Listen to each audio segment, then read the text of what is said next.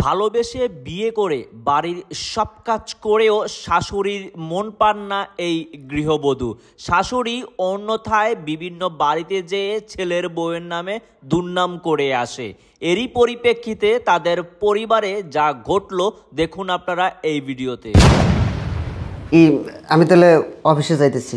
আচ্ছা একটা কথা শোন, 2 মিনিট বস, তোর সাথে কিছু কথা আছে আমার। দেখ বাবা, তুই আমার অবাধ্য হয়ে বিয়েটা করছিস, তারপর আমি মাইনা নিছি। এই যে তুই যখন অফিসে যাস, সারাদিন তোর বউ ঘরের দরজা বন্ধ করে ঘরের মধ্যে কার সঙ্গে ফোনে পুনুর করে। এই যে আমি ঘরের কাজ কাম সারাটা দিন করি, ও তো একবার ফুসকে পারে দেখেও না যে আমি কি করতেছি। এমন করলে কিন্তু সারা জীবন সংসার অশান্তি লাগেই থাকবে। কি কইতেছ মা? আমি যখন বাসায় থাকি তখন তো ঠিকই কাজ কাম করে। এরকম তো করার কথা না। ঠিক আছে, আমি বিকেল আইসা কথাটা শুনবো। আমি অফিসে যাই, দেরি হয়ে যেতেছে। হ্যাঁ, আসি মা। আচ্ছা ঠিক আছে। টিসি প্যাস লাগা, এবার বুঝ। বোমা এদিকে আসো। হ্যাঁ মা বলেন। কি রান্না করতেছ? মা, আপনার ছেলে যে ইলিশ মাছ ভুনা পছন্দ করে, তো সে না আমাকে রাত্রে বলল যে তুমি কালকে ইলিশ মাছ ভুনা করো। তো এর জন্য আমি আর কি ভাবলাম তাহলে ওইটাই করি।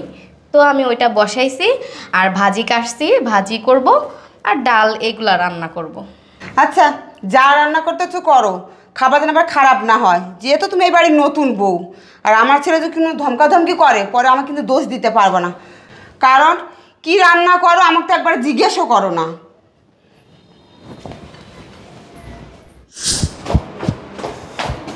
কি ব্যাপার ইমন, কেমন আছো? এই তো আন্টি, ভালো আছি। ভালো আছে? শুনলাম কিনা বিয়ে করছো? হ্যাঁ আন্টি। যাক, ভালো করছো। তা নিজের পছন্দ মতো করছো না বাবা মার পছন্দ মতো করছো? আর এখনকার ছেলে মেয়েরা বিয়ে করতে গেলে বাবা মারা তো লাগেই না। না চাচি, মা বাবার পছন্দই বিয়ে করছি আমি।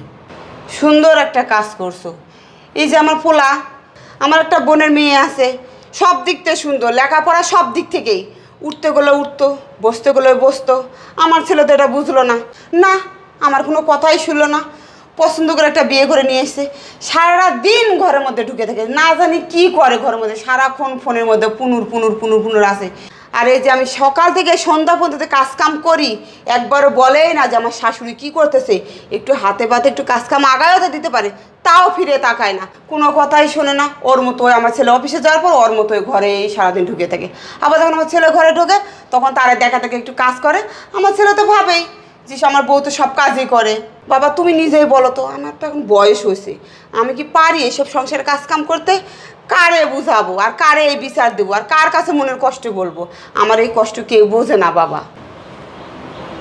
চাচি, আপনার আমি একটা কথা কবার চাই। হ্যাঁ বাবা বলো, সমস্যা। কথাটা হইলো, আপনার যে পোশাক পাতি পিনতেছেন, যেভাবে শাড়ি কুচি দিয়ে নিবিস্টিক দিয়ে যে ঘুরতেছেন, আমার মনটাই তো কয় না যে আপনি রান্না বান্না কাজ কাম করেন। এই তুই যা, কই যাবি, যা যা থেকে। বুঝছি, উচিত কথা কইছি যে সব আলতু ফালতু পোলাপান কই থেকে আসে সব। সেরা লাগে দুঃখ সুখের কথা কইতে গেলাম, ও আমার আর উল্টা খোসা মারে কথা শোনায়। আসসালামু আলাইকুম বিন সাহেব। ওয়ালাইকুম আসসালাম। কেমন আছেন বিন সাহেব? ভালো আছি। আমি জানি না যে আপনি কি পছন্দ করেন, বা আমি আনছি ওখানে আম, কাঁঠাল, লিচু, তারপরে আপনার এই তরমুজ আনিছি, আপনার মিষ্টিও আনছি, যেটা আপনার খাতি মনে চায় আপনি ওখানে খেয়ে নেন। এগুলো আমি খাইতে তোমার কোন দুঃখে? এই যে আপনি যে মেয়ে জন্ম দিয়েছেন না, আপনার মেয়ে ঠিক নেই, কামচুর একটা মেয়ে পাঠাইছেন আমার বাড়িতে। দেখেন বিয়েন, এই বিয়েতে আপনিও ছিলেন না, আমিও ছিলাম না। তারা দুজনকে পছন্দ করে বিয়ে করেছে, আমি মেনে নিয়েছিলাম না। এখন যাই হোক, তাদের যখন বিয়ে হয়েছে সেই হিসাবে আমি মেনে নিয়ে এখন আপনাদের বাড়ি আসছি। আর আমার আশা ছিল আমার মেয়েটাকে ভালো একটা ছেলে দিয়ে অনুষ্ঠান করে বিয়ে দেব, তা তো কপাল আর জুটল না। কি ভালো ছেলে পেলে বিয়ে দিতেন? হ্যাঁ, আমার ছেলে তার মানে খারাপ? এই আপনার মাইয়ের কপাল ভালো যে আমার ছেলের মতন একটা স্বামী পেয়েছে, 100-র মধ্যে 1জন। কি ব্যাপার মা, চিল্লাচিল্লি হইতেছে কেন? আর আব্বা কেমন আছেন? কখন আসলেন আপনি? ভালো বাবা, ভালো। না বাবা, কিছু হয় নাই, ওই আমার মেয়েরে মানুষ করতে পারি নেই, তাই। কি বলো বাবা, আমি এমন কি করেছি ওনাদের সাথে যে আমার জন্য তোমার এই বাসায় নাক কান কাটা যাচ্ছে? না, তুমি কেন দোষ করবা? সব দোষ তো আমার। আমি কিসের জন্য এই ছেলেটারে জন্ম দিলাম? শোনো মা, কথা কিন্তু আমার কানেও আসে। এই যে উপরের ভাড়াটিয়ারা যখন নিচে যায় কোনো কাজে, তখন তাদেরকে তুমি দরজার সামনে থেকে ডাক দিয়ে তোমার ঘরের কথা তাদের কাছে বলো। এটা কিন্তু ঠিক না মা। আসলে তোমাকে কিছু বলতে পারতেছি না, তুমি আমার মা তাই।